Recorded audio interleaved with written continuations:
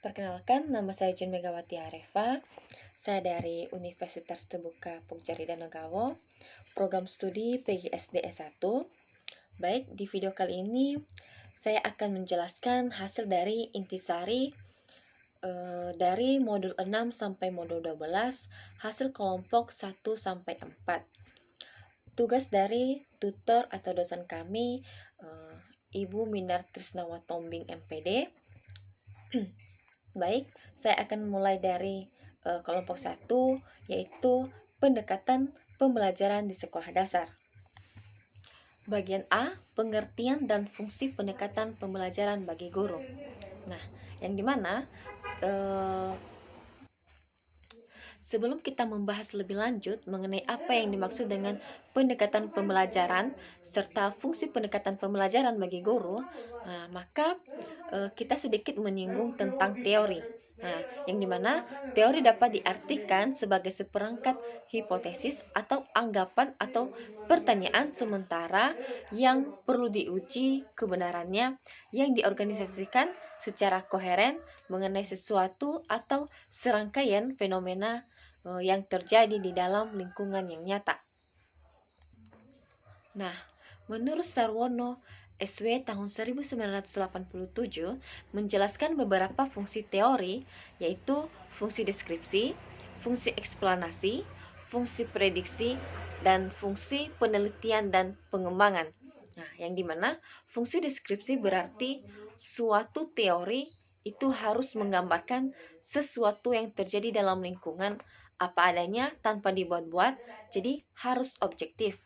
Yang kedua yaitu fungsi eksplanasi, yang artinya suatu teori itu harus memberikan penjelasan tentang suatu fenomena yang kompleks menjadi penjelasan yang rasional, sistematis, dan mudah dipahami. Dan yang ketiga yaitu fungsi prediksi, yang dimana suatu teori itu harus dapat memprediksi, memperkirakan, atau meramalkan terjadinya sesuatu atas dasar peristiwa yang sebelumnya. Dan yang terakhir adalah fungsi pengujian, yang dimana suatu teori itu harus menguji fenomena terkini dan mengembangkan teori yang baru. Nah, selain itu juga ada juga beberapa penjelasan yang lebih praktis tentang fungsi pendekatan yang dikemukakan oleh Muhammad Surya tahun 2004 yang menyatakan bahwa yang pertama, memberikan garis-garis rujuk untuk perancangan pembelajaran. Yang kedua, menilai hasil-hasil pembelajaran yang telah dicapai. Yang ketiga, mendiagnosis masalah-masalah belajar yang timbul dan menilai hasil penelitian dan pengembangan yang telah dilaksanakan. Baik, kita akan masuk di bagian B, yaitu pendekatan pembelajaran holistik dan konstruktivisme. Nah, yang pertama yaitu pendekatan holistik, yang dimana pendekatan holistik atau terpadu dalam pembelajaran yang diilhami oleh psikologi Gestalt yang dipelopori oleh Wertheimer, Koftav, dan Kohler, yang menurut mereka objek atau peristiwa tertentu akan dipandang oleh individu sebagai suatu keseluruhan yang terorganisasikan. Yang kedua yaitu pendekatan pembelajaran konstruktivisme. Nah, yang dimana para penganut konstruktivisme ini berpendapat bahwa pengetahuan itu dikonstruksi oleh kita yang sedang belajar, atau pengetahuan bukanlah kumpulan fakta dari suatu kenyataan yang sedang dipelajari, tetapi merupakan konstruksi kognitif seorang terhadap objek, pengalaman maupun lingkungan. Nah, ada beberapa pendekatan holistik dan konstruktivitas ini. Yang pertama yaitu pendekatan holistik. Ada aplikasi pendekatan holistik menurut Wolfgang tahun 1993 dalam pembelajaran di sekolah dasar, yaitu yang pertama, wawasan pengetahuan yang mendalam. Yang kedua, pembelajaran yang bermakna. Yang ketiga, perilaku bertujuan. Keempat, perilaku ruang hidup, dan yang terakhir adalah transfer dalam pembelajaran. Nah, begitu juga dalam pendekatan pembelajaran konstruktivisme ini, menurut von Glaserfeld menyebutkan beberapa kemampuan yang diperlukan untuk melakukan proses pembentukan pengetahuan, yaitu pertama, kemampuan mengingat dan mengungkapkan kembali pengalaman. Kedua, kemampuan membandingkan dan mengambil keputusan akan kesamaan dan perbedaan. Yang ketiga adalah kemampuan untuk lebih menyukai suatu pengalaman yang satu daripada yang lain. Nah, sekarang kita masuk bagian C, yaitu pembelajaran belajar berdasarkan pengalaman atau experiential learning. Nah, menurut Keystone dan Tata atau Siti Julaiha tahun 2007, pendekatan ini mengacu pada proses pembelajaran yang dimana pembelajar atau anak berinteraksi secara langsung dengan realitas yang dipelajarinya. Nah, demikian jika anak diharapkan dapat mencapai perubahan perilaku yang diinginkan, maka anak itu harus difasilitasi untuk melakukan atau mengalami secara langsung realitas atau objek yang dipelajarinya. Nah, di sini juga ada beberapa proses belajar yang merupakan siklus dari kegiatan, yaitu yang pertama, anak mengalami pengalaman konkret. Yang kedua, anak melakukan observasi dan refleksi terhadap pengalaman. Nah, yang ketiga, anak membentuk konsep abstrak dan generalisasi. Dan yang keempat adalah anak melakukan eksperimentasi atau pengujian konsep dalam situasi yang baru. Nah, sekarang kita masuk pada bagian D, yaitu pendekatan pembelajaran kecerdasan jamak atau multiple intelligence. Nah, yang dimana bahwa ruang lingkup potensi manusia melebihi aktor 1 EQ dan tidak terbatas hanya pada kemampuan memecahkan masalah dan menghasilkan produk. Nah, dalam perspektif Pramaktia, konsep kecerdasan mulai kehilangan unsur mestinya dan menjadi lebih fungsional. Nah, menurut Graner atau Armstrong tahun 1994 telah melakukan pengamatan kemampuan manusia ke dalam 7 kategori kecerdasan komprehensif. Yang pertama, kecerdasan bahasa. Kedua, kecerdasan matematika dan logika. Ketiga, kecerdasan pemahaman ruang. Keempat, kecerdasan kinestetik. Kelima, kecerdasan musikal. Keenam, kecerdasan interpersonal. Dan yang ketujuh adalah kecerdasan intrapersonal. Nah, dalam pendekatan ini juga ada strategi pembelajarannya yang berdasarkan kecerdasan jamak yang dapat kita adaptasi. Yang pertama, strategi pembelajaran untuk kecerdasan bahasa. Kedua, strategi pembelajaran untuk kecerdasan matematika dan logika. Ketiga, strategi pembelajaran untuk kecerdasan pemahaman ruang. Keempat, strategi pembelajaran untuk kecerdasan kinestetik. Kelima, strategi pembelajaran untuk kecerdasan musikal. Keenam, strategi pembelajaran untuk kecerdasan interpersonal. Dan yang terakhir adalah strategi pembelajaran untuk kecerdasan intrapersonal. Nah, selanjutnya kita masuk pada atau multiple intelligence dan manajemen kelas. Nah, yang dimana kelas merupakan miniatur lingkungan sosial yang dipenuhi oleh anak dengan kebutuhan dan minat yang berbeda-beda. Nah, sehingga konsekuensinya adalah aturan, regulasi, dan produser yang merupakan infrastruktur penting dalam kelas. Nah, pendekatan ini memberikan perspektif baru kepada guru dan manajemen kelas, yang dimana dikemukakan aplikasi operasional pendekatan multi intelligence ini untuk mengkomunikasikan aturan, bentuk, kelompok, dan manajemen perilaku individu. Baik, sekian dari penjelasan atau intisari dari kelompok 1. Selanjutnya saya akan masuk pada kelompok 2. Kelompok 2 yang berjudul Konvensi Hak Anak. Yang pertama yaitu Konvensi Hak Anak. Nah, yang dimana Konvensi Hak Anak ini merupakan instrumen internasional di bidang hak asasi manusia dengan cakupan hak yang paling komprehensif. Nah, terdiri dari 44 pasal. Konvensi hingga saat ini dikenal sebagai salah satunya konvensi di bidang hak asasi manusia yang mencakup baik hak sipil dan politik maupun hak-hak ekonomi, sosial, dan budaya sekaligus. Nah, di bagian sini ada 4 cara mengkategorikan konvensi hak anak, yaitu yang pertama, kategori berdasarkan Konvensi Induk Hak Anak Manusia yang mengatakan bahwa konvensi hak anak mengandung hak-hak sipil, politik, dan hak-hak ekonomi, sosial, budaya.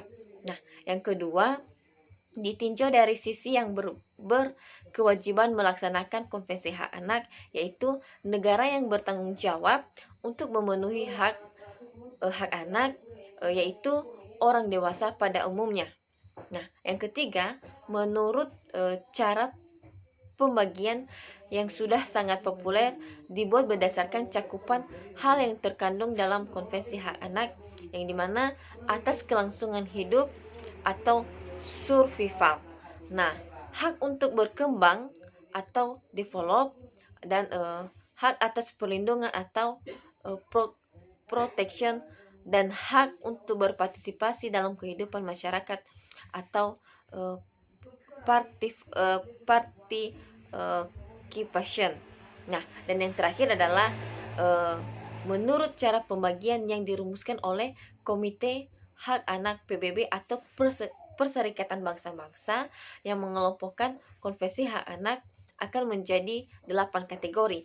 Nah, yang pertama yaitu langkah-langkah implementasi umum, kedua, definisi anak, ketiga, prinsip-prinsip umum, keempat, hak sipil dan kemerdekaan, kelima, lingkungan keluarga dan pengasuhan alternatif, keenam, kesehatan dan kesejahteraan dasar, ketujuh, pendidikan waktu luang dan kegiatan budaya, dan yang kedelapan adalah langkah-langkah perlindungan khusus atau berkaitan dengan hak anak untuk mendapatkan perlindungan khusus. Nah, selanjutnya kita akan masuk bagian nomor 2, yaitu latar belakang konvensi hak anak. Nah, salah satu aktivitas perempuan yang bernama Eglantine Jebb adalah pendiri organisasi Save the Child, yang kemudian membuat pernyataan tentang hak anak yang dikemukakan oleh Jebb dalam buku Organisasi Hak Anak Internasional Save the Child Lands atau Asia adalah yang pertama, anak harus dilindungi tanpa mempertimbangkan ras, kewarganegaraan, atau kebangsaannya. Nah, di sini terlihat penerapan prinsip non-diskriminasi. Nah, yang kedua adalah anak harus diasuh demi keutuhan keluarga. Ketiga, anak harus diberi sarana untuk perkembangan normanya, baik secara materi, moral, spiritual. Nah, peran pendidikan baik dari orang tua maupun yang lebih bersifat formal sangat diperlukan dalam hal ini. Nah, selanjutnya kita masuk pada bagian C, jenis-jenis hak anak. Nah, yang perlu kita ketahui dulu, Konvensi Hak Anak merupakan instrumen internasional di bidang hak asasi manusia dengan cakupan yang paling komprehensif. Walaupun konvensi hak ini terdiri dari banyak pasal yang menyatakan hak-hak anak, tetapi kita juga harus ingat bahwa konvensi hak anak merupakan kesatuan yang tidak dapat dipecah belahkan, dan bahkan pasal-pasalnya sangat saling bergantung. Nah, berdasarkan isi dari konvensi hak anak, ada beberapa cara untuk mengkategorisasikan konvensi hak anak atau sahabat remaja dan UNICEF sebagai berikut. Yang pertama, kategorisasi berdasarkan konvensi induk HAM, konvensi hak anak yang mengandung hak sipil dan politik, dan hak-hak ekonomi, sosial, dan politik. Nah, yang bagian keduanya dilihat dari pihak yang berkewajiban melaksanakan konvensi hak anak atau negara, dan yang bertanggung jawab untuk memenuhi hak anak atau orang dewasa pada umumnya, yang dapat dilihat dari isi konvensi hak anak, yaitu pemenuhi, lindungi, dan menghargai. Nah, yang ketiga yaitu berdasarkan cakupan hak yang terkandung dalam KHA, yaitu yang pertama, hak atas kelangsungan hidup, kedua, hak untuk berkembang, ketiga, hak untuk perlindungan, dan yang keempat adalah hak untuk berpartisipasi dalam kehidupan masyarakat. Nah, selanjutnya adalah berdasarkan Komite Hak Anak PBB atau Perserikatan Bangsa-Bangsa mengelompokkan hak konvensi hak anak menjadi 8 kategori.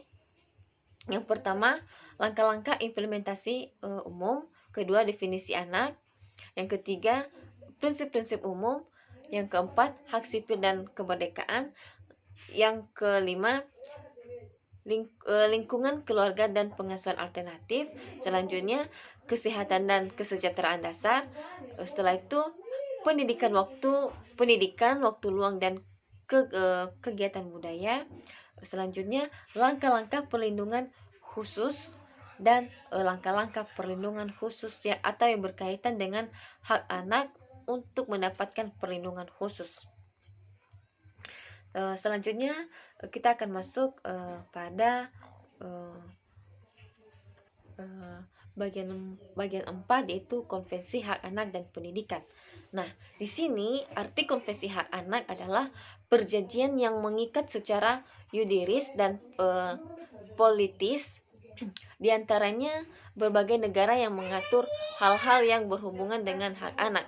Nah, hak anak berarti hak asasi manusia untuk anak, dan bertujuan untuk memberikan perlindungan terhadap anak dan menegakkan hak anak di seluruh dunia pada tanggal 20 November tahun 1989 yang diilhami oleh Deklarasi Universal Hak-Hak Asasi Manusia, yang dimana deklarasi hak-hak anak dan instrumen-instrumen internasional lainnya yang menegaskan bahwa pentingnya pendidikan sebagai hak sosial dan budaya. Nah, dari pasal 54 terdapat dalam konvensi hak anak, pasal 2, pasal 3, pasal 6, dan pasal 12 menyatakan tentang 4 prinsip yang terkandung dalam konvensi hak anak, yaitu non-diskriminasi, yang kedua, yang terbaik bagi anak, yang ketiga, hak hidup, yang keempat, penghargaan terhadap pendapat anak. Nah, sekian dari penjelasan dari kelompok 2. Sekarang saya akan yaitu implikasi pelaksanaan hak dan pembelajaran di SD. Nah, yang dimana pelaksanaan hak anak di suatu negara bergantung pada konteks negara tersebut. Nah, dengan mengacu pada teori Bronfeld-Bresner, yang mengemukakan bahwa anak pertama kali belajar dalam keluarga, lingkungan, dan lembaga tempat di mana dia mendapatkan pendidikan atau sekolahnya. Nah, Hal ini tidak dapat terlepas dari peran orang tua. Aturan yang berlaku di rumah akan diberlakukan si anak juga pada lingkungan yang formal atau lingkungan belajarnya. Sebab hal demikian juga dimukakan dalam lingkungan belajarnya. Nah, jadi ketika anak yang masuk lingkungan sekolah atau lingkungan yang sudah sangat formal, maka akan mempengaruhi daya sikap si anak dalam interaksinya dengan teman-temannya.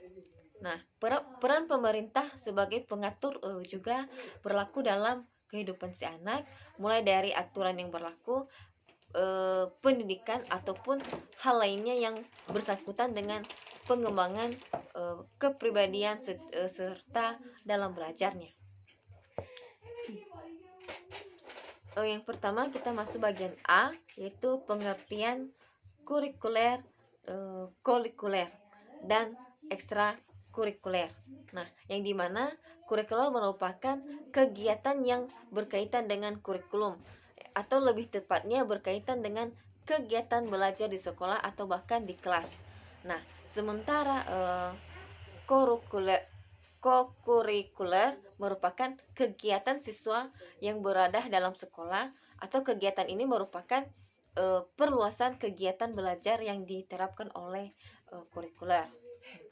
Nah, dalam kurikulum pendidikan dasar tahun 1993 dijelaskan bahwa kegiatan ekstrakurikuler adalah kegiatan yang dilaksanakan di luar jam sekolah atau jam belajar siswa yang sesuai dengan susunan program dan keadaan kebutuhan sekolah.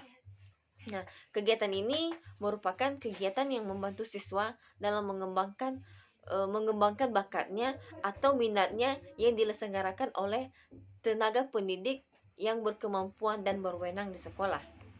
Nah, kita masuk bagian B, yaitu tujuan dilakukannya kegiatan kurikuler dan ekstrakurikuler. Nah, kegiatan ini dilakukan agar siswa mampu mengaitkan hubungan antara pengetahuan yang diperoleh dari kurikuler dengan keadaan dan kebutuhan lingkungannya. Nah, kegiatan ekstrakurikuler ini lebih diarahkan untuk memantapkan pembentuk kepribadian anak melalui kegiatan seperti yang pertama, pramuka, unit kesehatan sekolah atau UKS, olahraga, palang merah, kesenian, dan kegiatan lainnya yang dilaksanakan di luar jam sekolah. Nah, berbeda juga dengan kegiatan yang dilakukan dengan kurikuler yang lebih cenderung di dalam lingkungan sekolah. Nah, sementara ekstrakurikuler lebih pada kegiatan yang dilakukan di luar jam sekolah. Nah, kegiatan ekstrakurikuler ini tidak mewajibkan seseorang atau seorang anak untuk mengambil bagian di dalamnya. Hal ini bersikap sukarela anak di dalam sesuai dengan bakat yang ingin dia kembangkan. Nah, sekarang kita masuk bagian C, yaitu pelaksanaan hak dalam kurikuler dan ekstrakurikuler. Nah, pada kegiatan ini Undang-Undang nomor 20 tahun 2003 tentang sistem pendidikan nasional menyebut bahwa pendidikan dasar merupakan jenis pendidikan yang melandasi jenis pendidik menengah.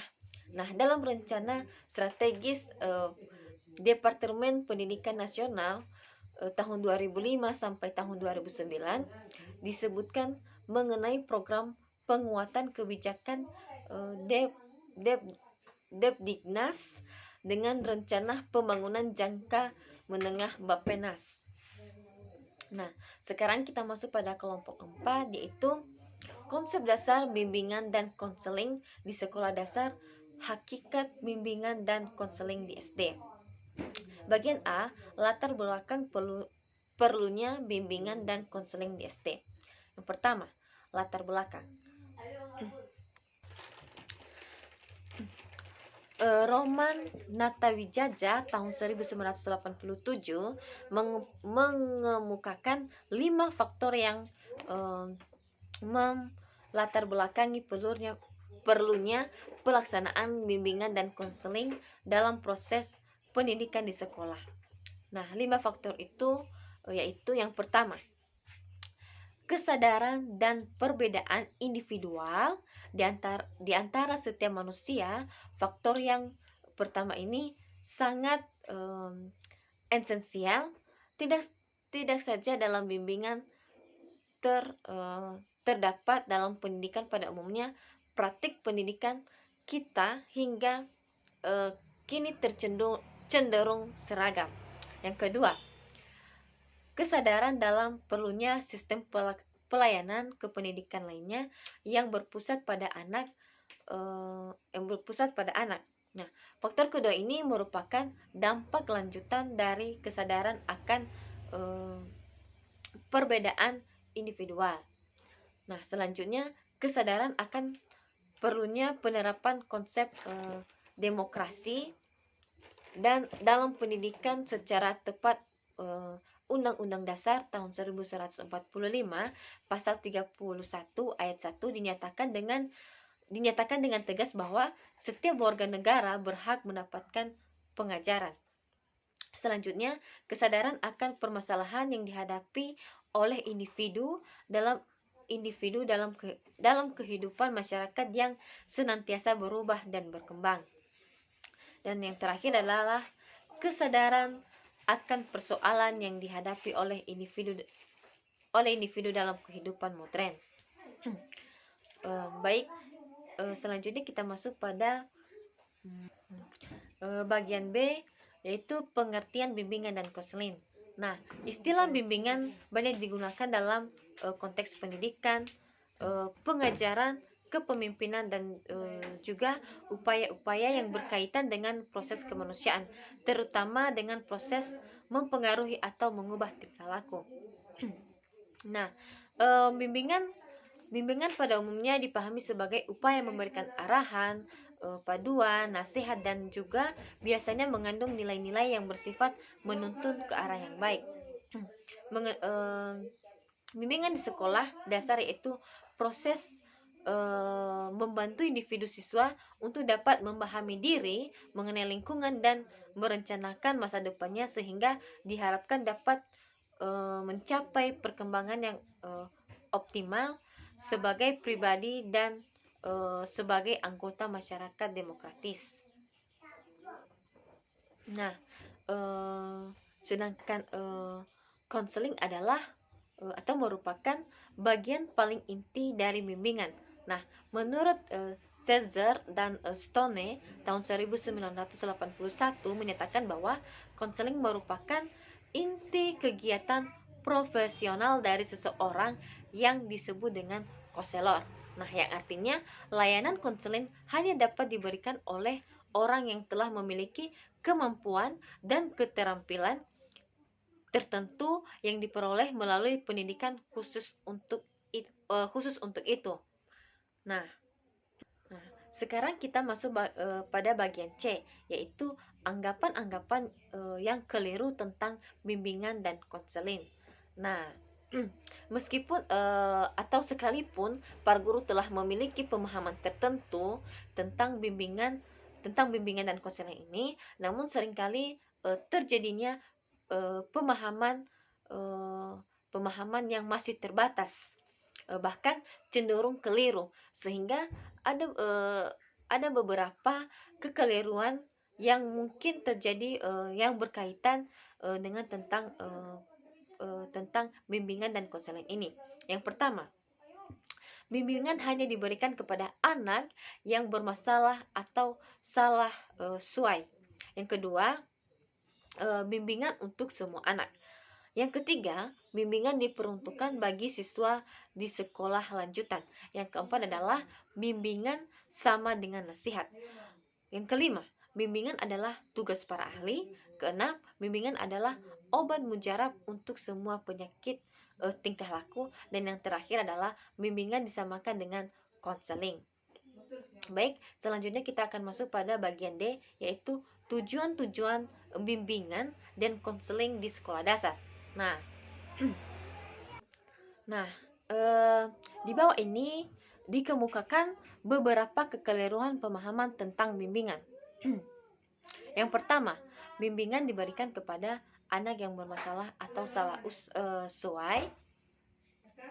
Yang kedua, eh, bimbingan untuk semua anak. Yang ketiga, bimbingan diperuntukkan bagi siswa sekolah lanjutan. Keempat, bimbingan sama dengan nasihat. Kelima, bimbingan adalah tugas para ahli. Keenam adalah bimbingan adalah obat mujarab untuk semua penyakit tingkah laku. Ketujuh, bimbingan disamakan dengan konseling. Dan yang terakhir adalah tujuan bimbingan dan konseling sekolah dasar. Nah, pada tujuan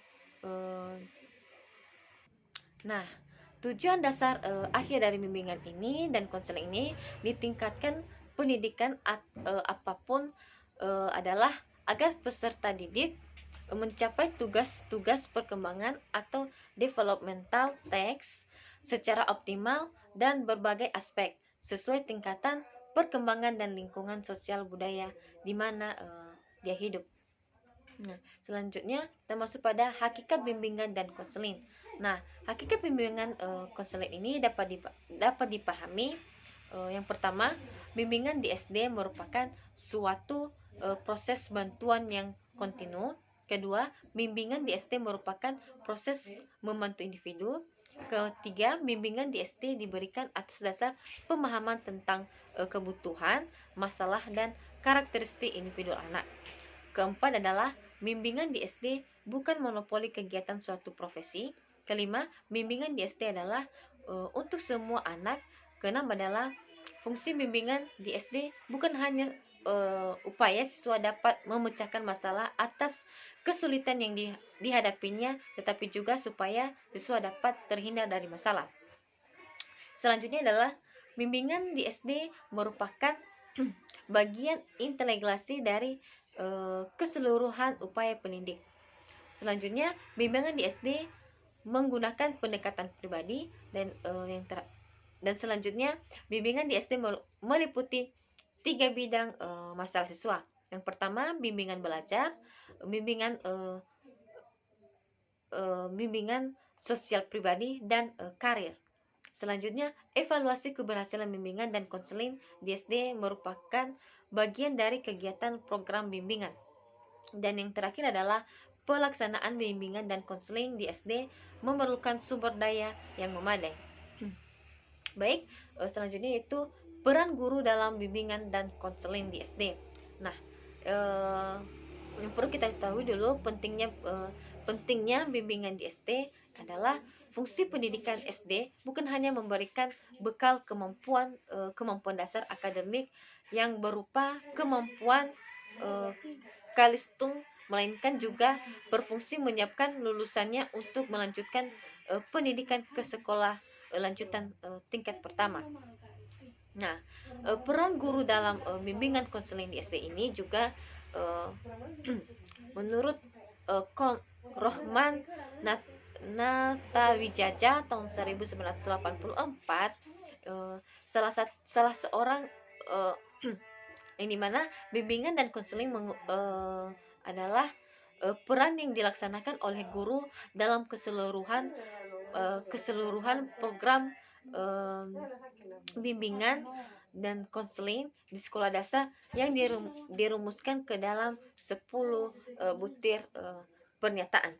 Nah, yang pertama adalah yaitu mengidentifikasi kebutuhan, potensi, minat, bakat, dan masalah tiap anak, terutama dalam kegiatan kelas. Nah, yang kedua, mengidentifikasi gejala-gejala salah sesuai pada diri anak dalam kegiatan di sekolah. Ketiga, memberikan kemudahan bagi pertumbuhan dan perkembangan di sekolah dasar. Keempat, melaksanakan bimbingan kelompok baik dalam maupun di luar kelas. Kelima, melengkapi rencana-rencana yang telah dirumuskan oleh anak bersama guru. Keenam, melaksanakan pengajaran sesuai kebutuhan anak. Ketujuh, mengumpulkan data dan informasi tentang anak, terutama dalam kegiatan belajarnya. Nah, kedelapan, melaksanakan kontak dan dengan masyarakat, terutama dengan orang tua atau wali anak, antara lain mengadakan kunjungan rumah atau home visit. Kesembilan, melaksanakan konseling terbatas, mengingat hubungan yang baik dapat terjalin dengan mudah antara anak dengan guru. Yang kesepuluh adalah memberikan pelayanan rujukan, yaitu melimpahkan anak tertentu kepada orang yang lebih kompeten untuk mendapatkan bantuan yang tepat. Selanjutnya yaitu peran orang tua dalam bimbingan dan konseling di SD. Nah, yang pertama, keterkaitan antara peran orang tua dan guru dalam bimbingan konseling. Nah, yang dimana peran orang tua dalam bimbingan tidak dapat terlepas dari peran guru, karena peran keduanya dalam bimbingan merupakan peran yang bersifat kolaboratif atau kerjasama atas dasar kesetaraan derajat. Nah, selanjutnya perwujudan peran orang tua dalam bimbingan konseling adalah yang dimana para orang tua siswa dapat menunjukkan peran yang diharapkan atau menunjukkan partisipasi positif terhadap pelaksanaan bimbingan dan konseling jika tidak tahu arti dan manfaatnya bagi anak mereka. Nah, bentuk-bentuk peran yang diharapkan dilakukan oleh orang tua siswa dalam rangka pelaksanaan pendidikan sekolah pada umumnya dan bimbingan konseling pada khususnya. Yang pertama yaitu mengadakan konsultasi. Nah, yang dimana pada waktu-waktu tertentu atau secara periode, orang tua mengadakan komunikasi dengan sekolah, terutama kepada guru, baik diminta pihak sekolah maupun tidak, untuk mengetahui perkembangan belajar anak. Nah, yang kedua, memberi balikan atau orang tua seyogianya berbalikan kepada guru tentang aktivitas belajar dan kemajuan belajar yang dicapai oleh anak. Nah, yang ketiga yaitu menjadi sumber belajar, yang dimana orang tua yang memiliki kemampuan, keahlian, dan keterampilan tertentu bisa berperan sebagai sumber belajar atau latihan bagi siswa. Keempat, belajar informasi. Kelima, mengetahui jadwal belajar. Keenam, mengetahui kondisi sekolah. Ketujuh, berdialog dengan anak. Kedelapan, memberi pengajaran atau balikan kepada anak. Kesembilan, memberi bantuan dan dukungan yang dibutuhkan oleh anak. Kesepuluh, mengembangkan kebiasaan baik. Kesebelas, berupaya memenuhi perlengkapan belajar.